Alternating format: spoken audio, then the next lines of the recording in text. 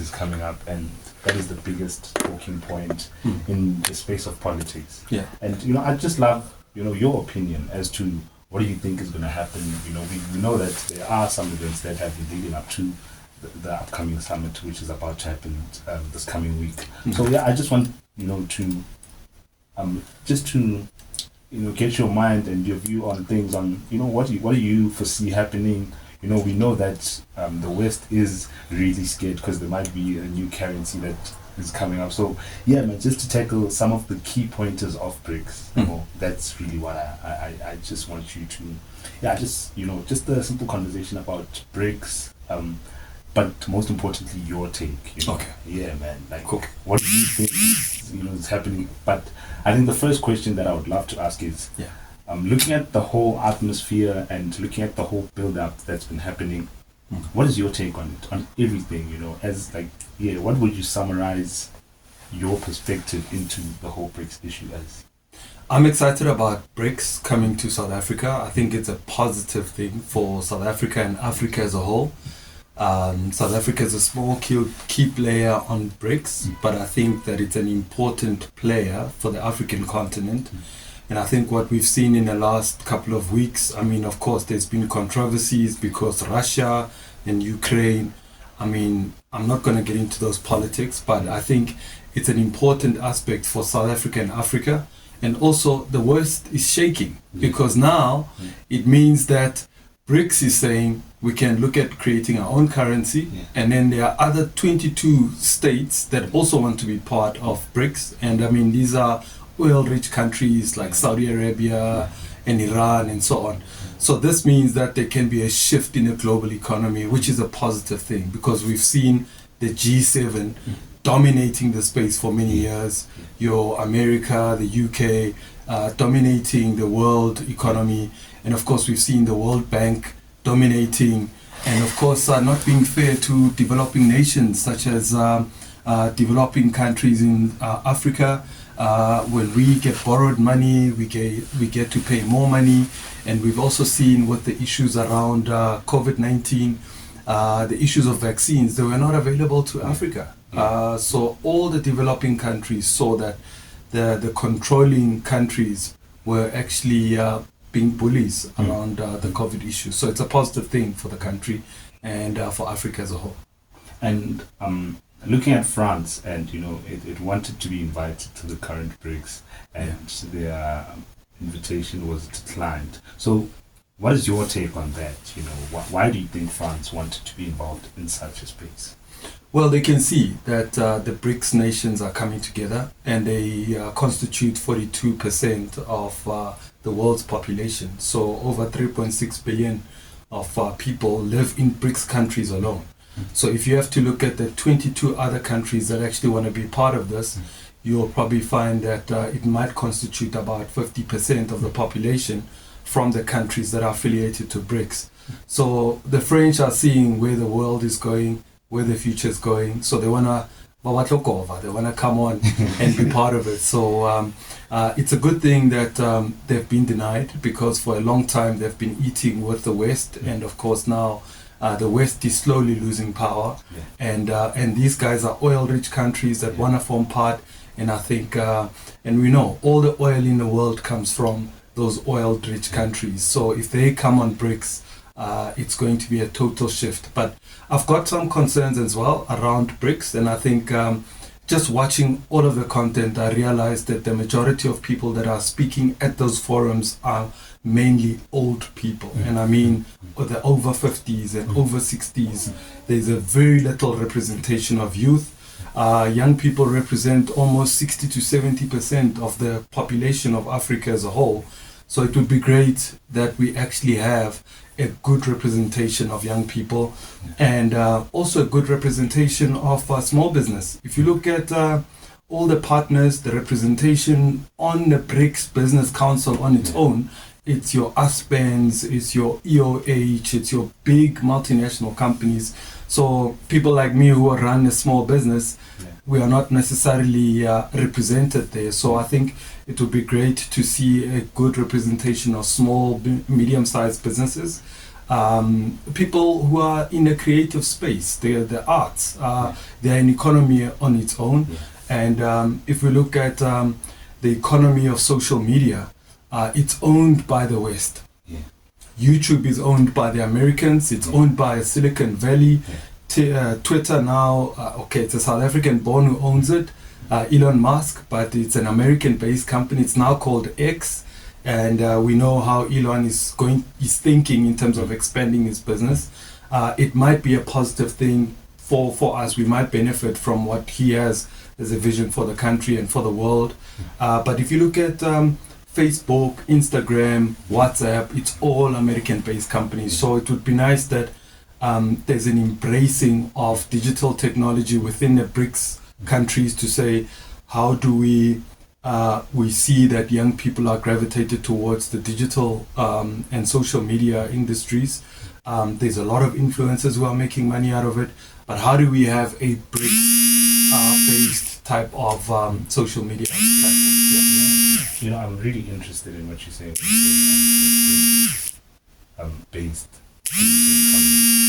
Do you feel that we can get to a stage whereby we've seen that when the American companies pulled out of Russia sort of created their own companies which were similar to those, but now they were owned by Russia. Do you think that Africa could get to a stage whereby they, get to create their own products, their own YouTubes, their own Facebook, and another point that I would love us to touch on is looking at what's happening in terms of Niger, Burkina Faso, Mali, Senegal, and looking at, the change in political spaces in those countries. How do you think that can play a role in the upcoming summit? Okay. Firstly, to address your first point, Africa's got enough mineral resources. Firstly, South Africa, in terms of trade agreements with the Brics, we've exported. It's grown since the inception of Brics by 44%. But if you look at what that trade is, it means we are mining all our products, gold, platinum, silver, and all of these other minerals, and then we export them. And then what do? We then buy from China, we buy from Russia, so we import everything that we've exported as raw materials, we import them as finished products. So that on its own, it's not balancing. The maths is not adding up. So we need to be able to fix that up. And then it also points to the fact that we've got the minerals that the world needs. So if we do, we can actually use the money that we make as profits from the exporting that we make. We can then look at new economies and say, how does the governments come together like Russia did and support small businesses who are in the tech space? From your podcasting platforms, they're all American based. None of them are African based. The biggest podcaster in Africa, guess where its platform is? On an American based system. YouTube and Spotify and Google podcasts and so on. So it's important that our African leaders start thinking and say, where are the new economies and how can we best invest in them? And so it would be great to see that, they start thinking differently and say, let's support youth-owned businesses who are tech businesses. Let's create our own Silicon Valley. I think we've got enough talent in Africa to be able to create these platforms, but they need real money. Now, to have a YouTube competition, you need to invest a couple of billions into it in order for you to be able to host millions, if not billions of videos on your platform. So a lot of investment has to go into it. And then if you talk about these other African countries, I think it's time that our African leaders actually wake up and smell the coffee to say, where are we going as Africa? Where are we going wrong? How can we export less and be able to create industries, manufacturing, to be able to refine gold, turn gold into product, turn all these other minerals into products, and then export those products. There is no way that we should be importing as many cell phones as we do. And we are still at the tip of the iceberg when it comes to cell phones and cell phone penetrations in Africa on its own. And I'm just talking one industry. I'm not talking cars. I'm not even talking clothing. Everything we wear is made in China. What sense is that making? And we as Africans have become the biggest consumers of anything. We consume TVs, we consume cars, we consume cell phones, we consume, even this microphone is made in China. Yeah. Even this camera is made in China. So it does not make sense. And all the raw materials that make up any of these materials actually come from Africa. So it's time that our leaders actually come together, and there must be a uniformed policy for Africa to say, guys, the 2066, maybe it's too far. Let's have a 2040. Yeah. What do we do in 5 years? What do we do in 10 years? And we must be able to measure all these policies that they discuss. We've got the African Union, and we've got all these other bodies, the SADC countries. We've got they all sit and they sleep there, some of them. They are tired, these old people. So they need a youth representation and new energy and new people with innovative ideas, because innovation is going to be our Achilles heel. We're gonna suffer if we are not innovative. And one of the biggest pointers that I would love your opinion on is looking at Brics as a whole. It already puts South Africa in an automatic default position of being the leader of Africa. Yeah. So with that being said, looking at our capabilities and our strengths as a country, do you think we could be able to, sort of lead a revolution of Africa into, I wouldn't say another dimension, but another mindset? Yeah. Absolutely. I think South Africa is ready. We've seen a lot of young people within South Africa being leaders in various spaces. If you look at representation in Parliament, Julius Malema is a young person. I think that on its own is a positive thing. We've seen different young people representing different political parties in Parliament. So it means that we are gradually going there, and we are moving a little bit faster than other African nations where there's not as much representation at a national politics level, and even young people owning or running their own political parties. If you look at the ATM, is another party where the leader is actually quite a young guy, under 40. So it's quite a good thing. Musi Maimane is another young person, under 40. And of course, we just need to make sure that more and more young people represent us at that level. But they mustn't get there and then they must be controlled by the old folk, which is a big problem. And we need to see more young people in various industries emerging. If we look at the social media space, if you look at the music space, I mean, give you an example, just in music alone, this new sound of music, Yama Piano, has created more millionaires than any other industry. In the last 10, 15 years, more young people have become millionaires as a result of piano. More young people are DJs. I mean, I can give you so many examples, but we are not about entertainment right now. But there's been so many good expansion of young people doing great things in the music industry. We've seen young people in the podcasting space, MacG, Nkululeko. We've seen people like Penuel, the Black Pen. These guys are competing with big media companies. We've seen people like you. Oh, people like me, okay. Yeah, man, so we've been pioneering the podcasting and digital media spaces for a very long time. And we've been seeing where the future is going. We've understood. I mean, I started doing this for 1912. Probably about 8-9 years ago, and we were looking at where the future might be going. That look, data will be cheaper in the future, and people will consume more stuff via streaming. And also, because of digital, we've got big other problems such as energy shortages. So people can't watch TV as they used to anymore. So if your TV is off, you are on your phone. So we need to make sure that we look at that digital economy and say, where are the opportunities? And another opportunity is the AI opportunities. The artificial intelligence, ChatGPT is going to take a lot of jobs. And then there's so many other AI apps that create videos, that create art, that create animation, that create voiceovers. You can actually create a movie using ChatGPT or a documentary using ChatGPT and other AI apps without even needing a television crew, editors, copywriters. So all these jobs are going to be lost. And those who jump on the bandwagon of AI right now, in the next 1 year, 2 years, they're going to be the leader in that field. So AI is another big thing. So AI is going to be like the emergence of the internet. back in 1998, 99, when everybody was saying, what is this internet? How is it going to function? Why must I jump on it? And now, 10 years later, everybody has a website, everybody's on the internet. The internet has changed so many people.